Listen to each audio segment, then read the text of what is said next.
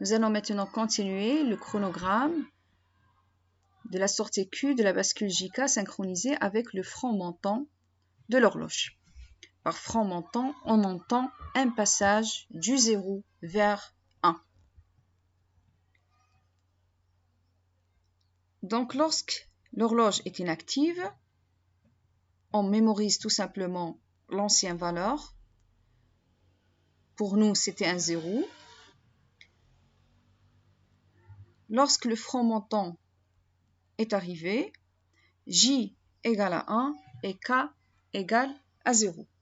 Donc, on procède tout simplement à une mise à 1 de la sortie.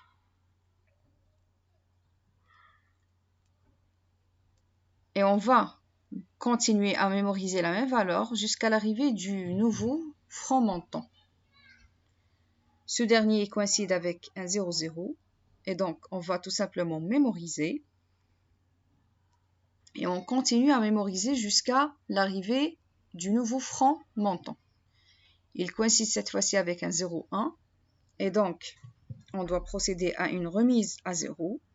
Ensuite, on mémorise jusqu'à l'arrivée du franc montant suivant. Ce dernier coïncide avec un 1, 0 et donc on procède à une mise à 1. On mémorise jusqu'à l'arrivée du franc montant suivant. Ce dernier coïncide avec un 0, 0 et donc il faut mémoriser.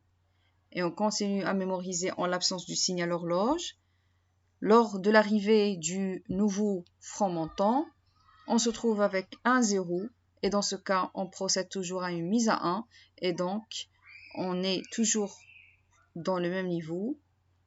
On mémorise en l'absence du signal horloge. Maintenant, lorsque le signal est arrivé, on se trouve avec un 1, 1 et donc on doit inverser le signal Q. Donc on va passer au 0 et on mémorise jusqu'à l'arrivée du franc montant suivant. Ce dernier coïncide avec un 0, 0 et donc on doit tout simplement mémoriser. Donc on est toujours avec le niveau 0. Et en l'absence du signal, on mémorise aussi. Lorsque ce dernier arrive, il se trouve avec un 0, 1. Et donc, c'est une mise à 0 encore. On doit donc rester sur le 0. On mémorise jusqu'à l'arrivée du franc montant suivant. Ce dernier coïncide avec J égale 1 et K égale 1, ce qui demande une inversion. Et donc, on va passer au niveau 1. Et on va y rester parce que pour le moment, il n'y a aucun signal horloge qui est arrivé.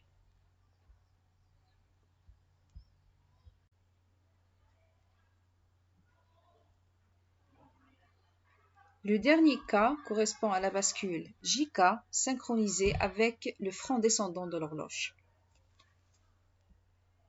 Donc initialement, Q égale à 0. On va mémoriser jusqu'à l'arrivée du franc descendant. Ce dernier coïncide avec 1, 0, ce qui demande une mise à 1. Donc on va passer à 1. On va mémoriser jusqu'à l'arrivée du prochain franc descendant. On se trouve avec 0, 1, ce qui demande une mise à 0. Donc, on va passer immédiatement vers le 0. Ensuite, il y a mémorisation jusqu'à ce point-là.